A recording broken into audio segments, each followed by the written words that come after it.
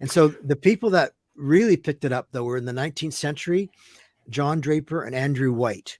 They each wrote a book in the latter half of the 19th century that were really instrumental in changing the thinking of our age.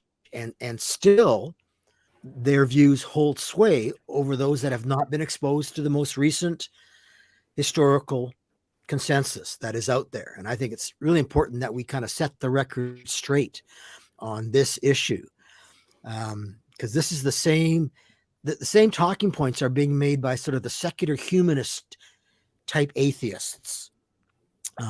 They're just repeating the stuff from the 19th century, and the 19th century Draper and White just picked it up from what was said the century before, and so on.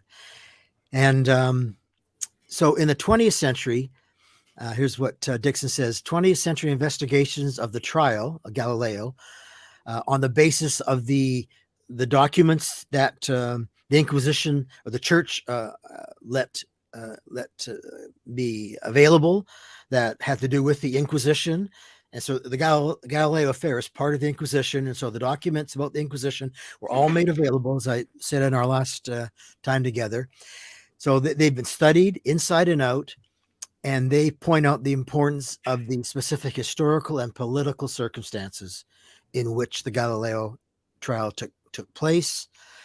And these investigations have begun to be effective in eroding, though not erasing, the belief in the conflict thesis, the inevitable conflict between science and religion that grew out of this 19th century understanding. What's very interesting here is that this whole gigantic mess that has gone on for centuries could be converged down to a single statement that Galileo included in that dialogue he had with, where he put the Pope's words in the mouth of this character named Simplicio.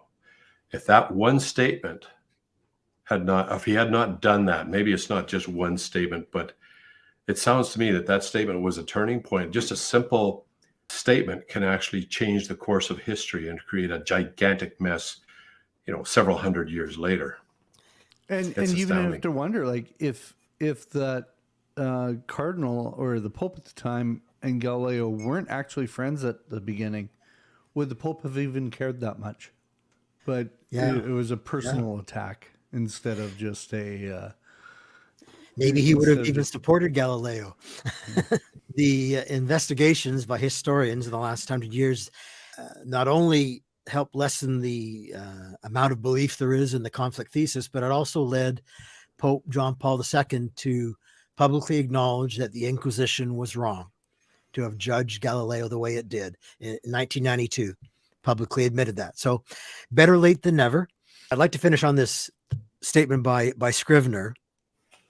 He says, to focus on the Galileo affair obscures the rather significant reality that in the 16th and 17th centuries, Christian scientists educated in Christian universities and following a Christian tradition of scientific and mathematical speculation overturned a pagan cosmology and physics, which is what the Aristotelian and Ptolemaic view was, and arrived at conclusions that would have been unimaginable within the confines of the ancient Greek scientific traditions.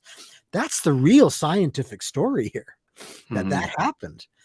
And it was science and Christianity together, not in conflict. Yeah. That's the real story.